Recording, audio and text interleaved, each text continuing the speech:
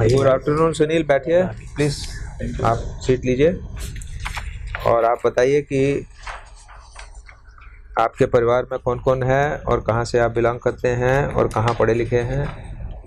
Sir, मैं जयपुर जिले, राजस्थान के जयपुर जिले का निवासी हूँ और मेरे परिवार में मेरे पिताजी, मेरी माताजी और मेरे 5 भाई बहन हैं। मेरे समेत 5 हैं। और मैंने आईआईटी दिल्ली से बीटेक किया है सिविल इंजीनियरिंग से। उसके बाद में मैं भी हाल ही में भारतीय रेल लेखा सेवा में प्रोबेशनरी अधिकारी के तौर पर कार्यरत हूँ। अच्छा, ऑलरेडी आप ज्वाइन कर चुके हैं, वो तो थ्रू सिविल सर्विस ही किया होगा, तो ट्रेनिंग कर लिया? नहीं सर, अभी प्रोबेशन पीरियड है, अभी हाल ही में ट्रेनिंग चल रही है मेरी। 18 बैच है मेरा। ओके, तो आप उससे कहाँ शिफ्ट करना चाहते हैं, मतलब रेलवे अकाउंट से आईएएस में? Are will you join other services also, income tax वगैरह भी, या केवल आईएएस? सर, अगर आईएएस में नहीं हो पाया तो निश्चित रूप से मैं या तो पुलिस ज्वाइन करूंगा या फिर रेवेन्यू सर्विसेज। ऐसा क्यों करेंगे, मतलब आपकी प्रायोरिटी बता दीजिए। मतलब आपने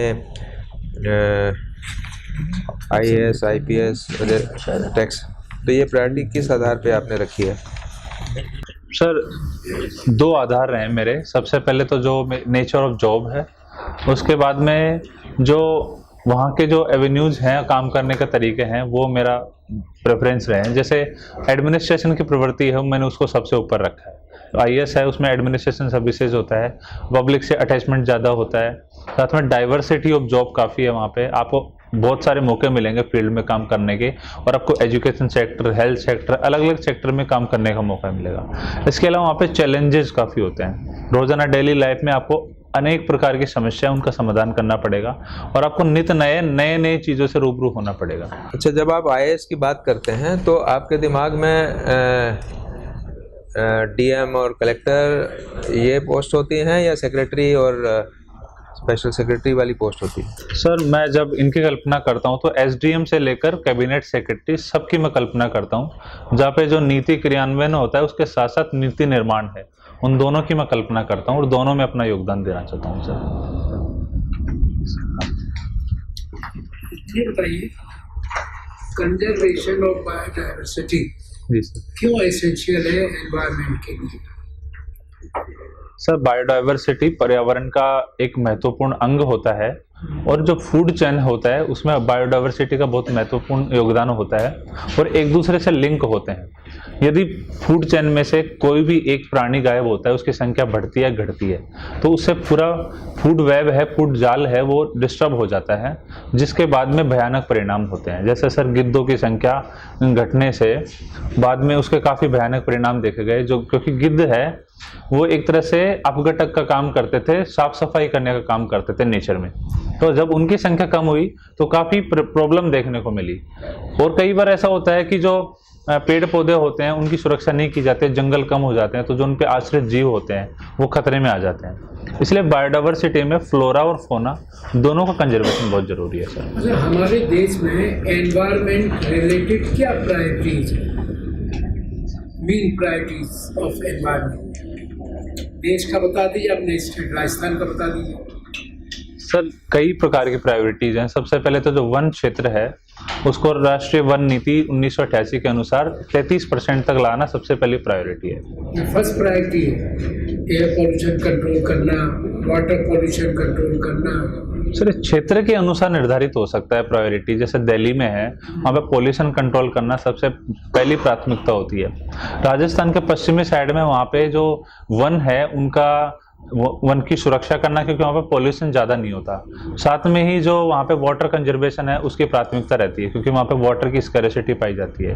इसी प्रकार जैसे नॉर्थ इंडिया वाला यूपी है, बिहार है, यहाँ पे water pollution, ground water pollution, arsenic है, फ्लोराइड है, काफ़ी पाया जाता है। सर, क्षेत्र के अनुसार प्रेफरेंसेज निर्धारित की जाती है कि यहाँ पे किस क्षेत्र को सबसे पहले प्राथमिकता दी जाए। अच्छा, डिफॉरेस्टेशन से क्या डिसएडवांटेज होंगे हमारे इकोसिस्टम को? सबसे पहला एडवांटेज तो होगा कि जो पेड़ पौधे हैं वो ऑक्सीजन का अवशोषण करते हैं और कार्बन डाइऑक्साइड का अवशोषण करते हैं और एक कार्बन स्टॉक के रूप में कार्य करते हैं। तो सबसे पहले तो प्रदूषण को कम करने काम करते हैं। दूसरा होता है जो मिट्टी का जो कटाव होता है उसको कम करने की कोशिश करते हैं, क्योंकि जो पेड़ों की जड़ें होती हैं वो मिट्टी को बांध के रखती हैं और उसकी वजह से सर जब पेड़ कम हो जाते हैं तो बाढ़ आने की संभावना ज्यादा रहती है, क्योंकि नदी में सिल्ट की मात्रा धीरे धीरे बढ़ती जाती है। झूम कल्टीवेशन के बारे में आपने सुना है? जी सर। किस पार्ट में हमारे देश के ये प्रैक्टिस किया जाता है, उसके क्या इफेक्ट्स हैं एनवायरनमेंट पर?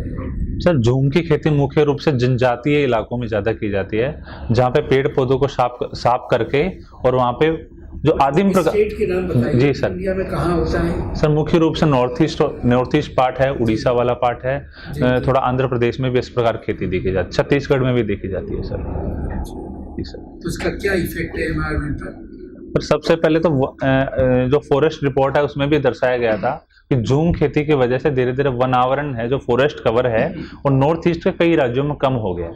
तो उसके अलावा जब जलाया जाता है तो वहाँ की जो डाइवर्सिटी है, जो वहाँ पे जीव आश्रित होते थे, वो काफी उनको पलायन करना पड़ता है, उनको नुकसान पहुंचता है। साथ में इससे मिट्टी की उर्वरता भी कम होती है। ऐसा बताया जाता है कि यहाँ पे जो पेड़ पौधे जलाए जाते हैं उसकी वजह से 3-4 साल तक खेती करना संभव होता है, लंबे समय तक खेती करना संभव नहीं होता और जमीन बंजर हो जाती है।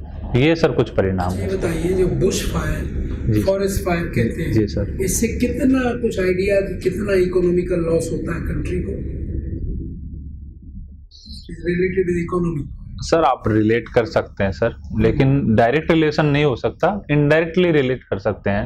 इनडायरेक्टली कैसे बताएं? जैसे सबसे पहले अगर पेड़ों का नुकसान होगा तो जब पेड़ों से आमदनी होती है, टिम्बर से आमदनी होती है, साथ साथ में वहाँ पे जो फॉरेस्ट पे आधारित जो उद्योग होते हैं वहाँ पे इसके साथ साथ उनके कच्चा माल की कमी हो जाती है।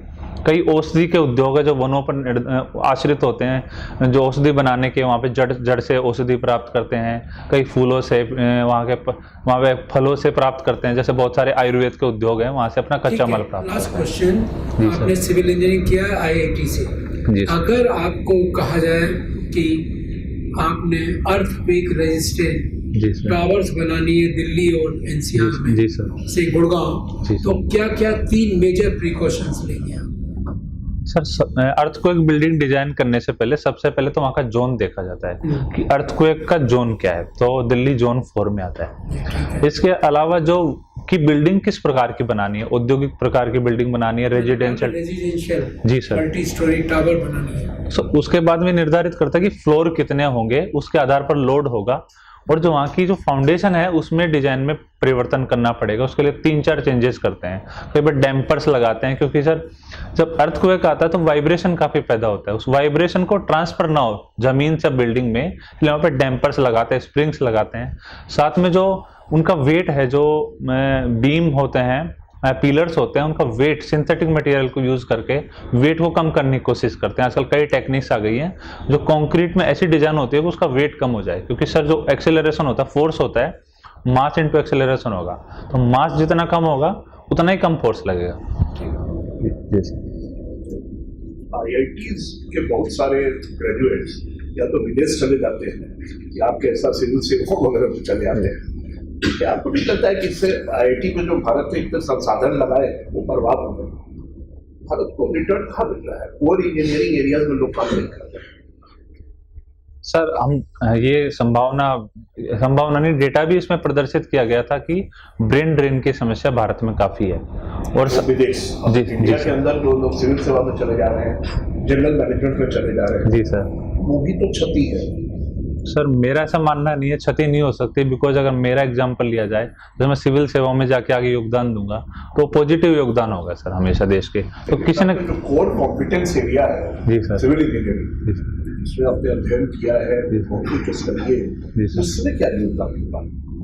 सर इसमें आपकी रुचि पे भी निर्भर करता है कि आपकी रुचि क्या है। कई बार ऐसा होता है, स्टूडेंट्स होते हैं, मेरे बहुत सारे दोस्त हैं जो इंजीनियरिंग सेवा में गए हैं, कोर इंजीनियरिंग सेक्टर में भी गए हैं, लेकिन मेरी रुचि वहाँ पे बदल गई थी सर। मैं चाहता था कि मैं प्रशासनिक सेवा में काम करूँ। तो बहुत सारे लोग हैं जो इंजीनियरिंग सेवा में जा रहे हैं और जिनका रुचि बदल जाती है कि इंटरेस्ट बदल गया, वो सिविल सेवा में ज़्यादा कंफर्टेबल फील करते हैं। सर मुझे लगता है अगर इंजीनियरिंग सेवा में जाता तो मैं इतने मन से नहीं कर पाता। तो मेरा काम जी सर मेरा रेलवे अकाउंट सर्विस जो है और रेलवे की सेवाओं का पुनर्गठन हो रहा है, क्यों हो रहा है सर? रेलवे अकाउंट सर्विस में शामिल क्यों? सर 2-3 रीजन इसके बताए गए हैं। सबसे पहला तो डिपार्टमेंटलिज्म। कई स्टडीज ऐसी बताई कि कोई एक्सीडेंट होता है तो उसमें कई डिपार्टमेंट्स का योगदान उसमें होता है। ऑपरेशन का होता है, कॉमर्शियल का होता है, मैकेनिकल का होता है, इलेक्ट्रिकल का होता है। तो जब जांच बैठती है तो सब लोग अपने अपने डिपार्टमेंट को बचाने की कोशिश करते हैं, जिसकी वजह से रेलवे को काफी नुकसान होता है। जिम्मेदारी का निर्धारण नहीं। Yes sir. तो इसको डिपार्टमेंटलिज्म को सिलोज का निर्माण हो गया, उसको तोड़ने की कोशिश की कि जनरलाइज सर्विस बनाई जाए जिनका ट्रांसफर इंटर डिपार्टमेंट हो सके ऑफिसर्स का, तो दैट डिपार्टमेंटलिज्म कम हो जाए। लेकिन इसमें 2 तरह के लोग आते हैं, इंजीनियरिंग सेवाओं से भी आते हैं। जी सर। जी सर। उनको आप कैसे एक साथ एडजस्ट करें? सर ये कंसर्न्स बिल्कुल आपका सही है और इस पे डिबेट भी चल रही है और जो मिनिस्टर्स हैं उनका एक समूह बनाने की कोशिश की जा रही है कि इसमें मॉडलिटीज है उनको तय करने की कोशिश की जाए कि कैसा स्ट्रक्चर होगा। 2 कंसर्न सामने आए सर, एक तो engineering services versus civil services. एक तो ये है कि जो इंजीनियरिंग सर्विसेज वालों का जो कोर टेक्निकल एरिया है और सिविल सर्विसेज वालों का नॉन कोर है, वो आपस में ट्रांसफर कैसे हो पाएंगे सर? एक तो ये है, अगर आप सिविल सेवा के माध्यम से गए हैं यस सर, और आप इंजीनियर हैं तो आप तो एक सेंस में दोनों के बाउंड्री पर हैं। अच्छा नहीं है सर उनको जो ट्रेनिंग इंजीनियरिंग बैकग्राउंड भी है जी सर, और आप जा रहे हैं अकाउंट्स में, जी सर, जी सर, जो कि सिविल सर्विसेज का पार्ट है, यस सर, इंजीनियरिंग सर्विसेज नहीं। इससे कुछ फायदा होगा सर? एक सरकार को कुछ फायदा होगा, रेलवे को कुछ लाभ होगा? सर फायदा तो ये डिपेंड करेगा कि टाइम के आगे। उम्मीद तो ये जताई जा रही है कि फायदा होगा, लेकिन इसमें कंसर्न्स है सर, उनको अगर एड्रेस किया जाएगा तो फायदा जरूर होगा। चलिए हम लोग सिर्फ ट्रांसपोर्टेशन की बात करेंगे, now that you are in railway service. तो पहले तो कुछ बताइए कि जो अभी नई ट्रेन चली हैं जो प्राइवेट कंपनीज की, is it the same thing as we call it disinvestment की बात है कि ये प्राइवेटाइजेशन जो रेलवे में हो रहा है, how do you look at it? Sir सबसे पहले हमको ये समझना पड़ेगा कि प्राइवेटाइजेशन किस सर्विसेज का हो रहा है। इसमें जो पैसेंजर और रेलवे का जो इंटरफेस होता है उसका प्राइवेटाइजेशन किया जा रहा है। जैसे टिकट बुकिंग हो गया, साथ में जो ट्रेन में सेवाएं दी जाती है इनका प्राइवेटाइजेशन हो गया। अभी भी जो लोको पायलट्स है, असिस्टेंट लोको पायलट है, ये गार्ड्स हैं, स्टेशन मास्टर्स हैं, ट्रैक है, ये सब रेलवे का रहेगा। लेकिन सर इंटरफेस को अच्छा बनाने के लिए, पैसेंजर जो एक्सपीरियंस होता है उसको अच्छा बनाने के लिए प्राइवेट ट्रेन इसमें दी जा रही है। और सर इसका एक फायदा और बताया जा रहा है कि प्राइवेट प्लेयर्स को अगर मौका मिलेगा आने का तो उनमें एक कैपेसिटी बिल्डिंग का काम रेलवे के द्वारा किया जा सकता है, जो फ्यूचर में इन्वेस्टमेंट का एक अच्छा जरिया हो सकता है। बिकॉज अगर उनके पास एक्सपर्टाइज होगा निजी क्षेत्र के पास, तो फ्यूचर में एक अच्छा इन्वेस्टमेंट करके और वो रेलवे में योगदान दे सकते हैं। एक तो ये है, लेकिन इसमें कंसर्न्स ये दर्शाए जा रहे हैं कि प्राइवेटाइजेशन अगर किया जा रहा है तो क्या कारण रहे हैं, और रेलवे है वो काम क्यों नहीं कर पा रहा जो प्राइवेट प्लेयर्स कर देंगे। सर इसमें कंसर्न्स है, उसको देखने की जरूरत है। इसी कंसर्न पे आपका ध्यान आकर्षित करें, क्योंकि ये इस तरह का सवाल सबके जहन में होता है कि अगर आप वास्तविकता देखें तो जो नई ट्रेन इंट्रोड्यूस हो रही हैं सब जगह, तो उसमें किराया ज़्यादा है और वो डिमांड एंड सप्लाई से बढ़ता घटता रहेगा। और जो एक सोशल वेलफेयर देश की स्कीम्स थी, फॉर एग्जांपल जो सीनियर सिटीजन्स हैं उनका कोई डिस्काउंट इस तरह की प्राइवेट ट्रेन सर्विसेज में नहीं है। तो are we not heading towards some form of utilitarianism और ए कैपिटलिस्ट पाथ, जिसमें कि सामान्य जन जो है उसका द गवर्नमेंट विल हाथ झाड़ो इट एंड कि भाई मैं कहेगी कि हमको क्या इससे लेने देना। इसको कैसे देखते हैं कि is it good for a country like India? Sir Bharat में अभी भी 30 से 40% लोग गरीबी रेखा के नीचे सामान्य व्यतीत करते हैं। लेकिन जो ट्रेन चलाई जा रही है 150 ट्रेन, वो 1% से भी कम ट्रेन है, क्योंकि रेलवे में रोजाना 13.5। मगर ये तो बढ़ती जा रही है ना, इसकी संख्या तो एक जैसे कहते हैं एक्सपोनेंशियली बढ़ रही है ट्रेन के नंबर की। तो जो हम लोगों के जिस कंसर्न की ओर आपने इशारा किया, अगर हम उस पर और थोड़ा बात करें, कहीं एक ओवरऑल पैटर्न देखते हैं। अब जैसे इस डिबेट में हम ले आए एक दूसरा मुद्दा और उससे जोड़ के आपको मौका दें कि इस पर आप बताएं। जैसे एयर इंडिया है ना, फॉर सम रीजंस हम एयर इंडिया को पिछली बार भी आपके रेलवे से ही एक आए सज्जन जो फिर आ गए हैं, जो पिछली बार आए थे तो his job his mandate was to kind of salvage the situation, उसको बचाना। अब की बार उन्होंने खुद ही कहा रेलवे सर्विस के कि इस बार हम आए हैं तो एयर इंडिया को हम डिसइन्वेस्ट करने आए हैं, राइट। तो इस पूरे पैटर्न में जो एक 30-40% लोगों की आपने गरीबी रेखा को बताया, कहीं ऐसी चीज़ तो नहीं है कि ये आम लोगों के लॉन्ग टर्म हित के खिलाफ होगी? क्योंकि कहने को तो कहा जा सकता है कि जो इसके लाभ होंगे they will percolate down, but does it really happen? And specially because आप उस क्षेत्र से आते हैं जिसको कि मोरलेस पिछड़ा क्षेत्र कहें, और उस कैटेगरी से आते हैं जो कि जिसको कि बहुत ज़रूरत है आगे बढ़ने की। दिल से बताइए इसमें क्या सोचते हैं? सर, रेलवे की प्रतिबद्धताएं अभी भी नहीं बदली है। उनका यही है कि नेशन की सेवा की जाए और सोशल सर्विस में योगदान दिया जाए। 99% जो ट्रेन है उनमें अभी भी मैं आपको 2 आंकड़े बताना चाहता हूँ। तो सबअर्बन सेक्शन है वो 52% ट्रैफिक को लेके जाता है, लेकिन वहां से केवल 3% की आमदनी सर रेलवे को होती है। तो ये मुख्यतः सोशल सेक्टर को हम बोल सकते हैं योगदान। कह रहा हूँ कि this is now getting increasingly under, there is a question mark on that.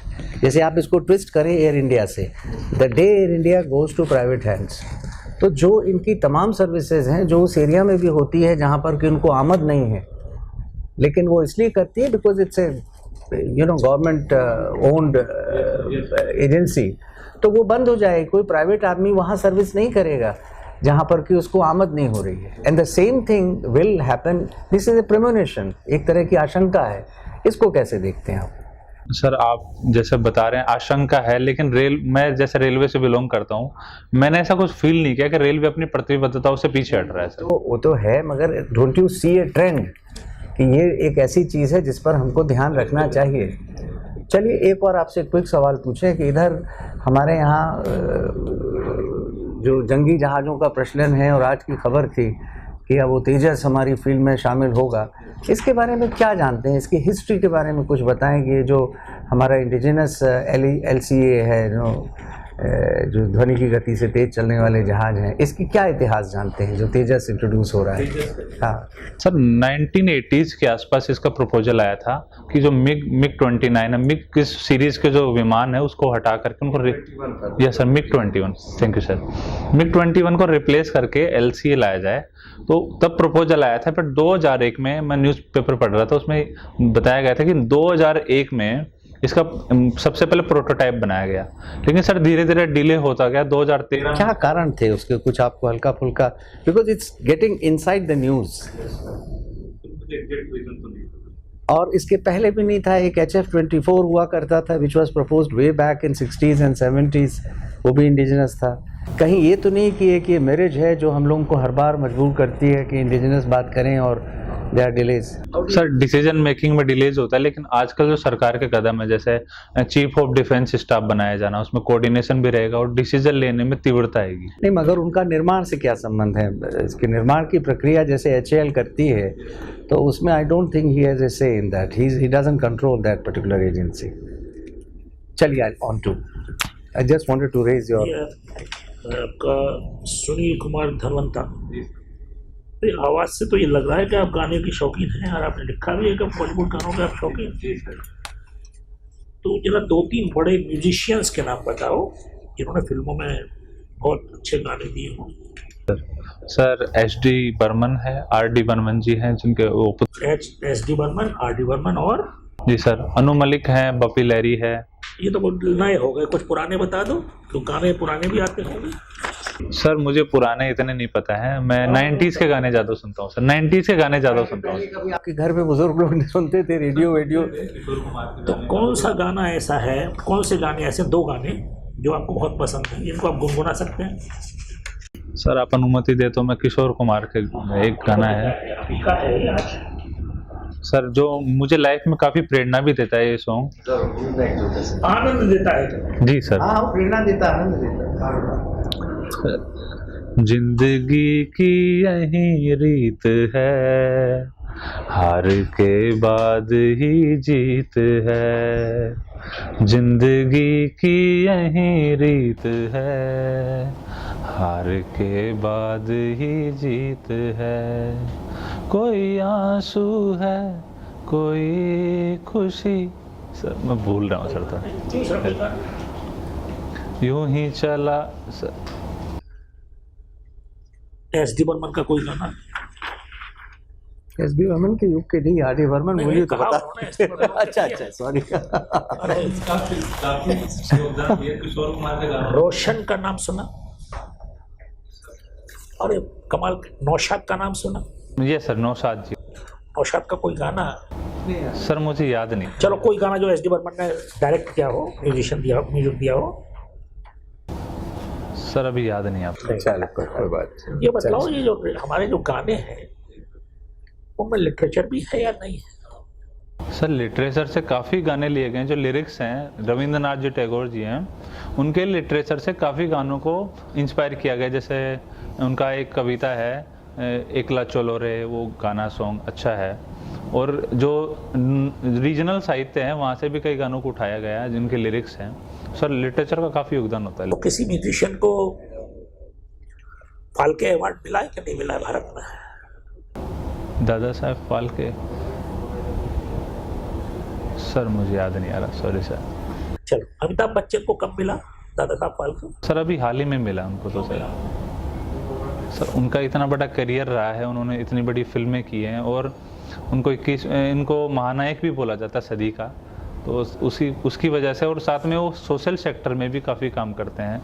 जागरूकता फैलाने में भारत सरकार के कई कार्यक्रम हैं जिनमें वो स्वच्छता अभियान मुख्यतः उनमें जागरूकता फैलाने का काम करते हैं। तो वो हर क्षेत्र से जुड़े हुए हैं, तो निश्चित रूप से वो इसके लायक हैं सर। ठीक है, यस सर। Thank you. तो एक छोटा क्वेश्चन, अमिताभ बच्चन जी को भारत रत्न भी दे देना चाहिए इस हिसाब से? कितने साल से लोगों का एंटरटेनमेंट किया? सर इस पर विचार किया जा सकता है, अगर वो इसके योग्य पाए जाते हैं कमेटी बैठा के। आपका मत क्या है? अरे आपसे पूछा दिया जाना चाहिए कि नहीं? आपका वोट किधर है? सर दिया जाना चाहिए। हेलो फ्रेंड्स, दीक्षांत आईएएस प्रस्तुत करता है Dikshant free coaching and scholarship programme, Bharat सरकार एवं गैर सरकारी संगठनों द्वारा वित्त पोषित। Hello friends, Dikshant free coaching and scholarship programme online course का लाभ लेने के लिए गूगल प्ले स्टोर पर जाकर दीक्षांत एजुकेशन टाइप करें और हमारे ऐप को डाउनलोड करें, या दीक्षांत आईएएस के यूट्यूब चैनल को सब्सक्राइब करें तथा ऑफलाइन कोर्स का लाभ लेने के लिए या इस बारे में विशेष जानकारी प्राप्त करने के लिए हमारे मोबाइल नंबर पर संपर्क करें 7428092240 9312511015 8851301204।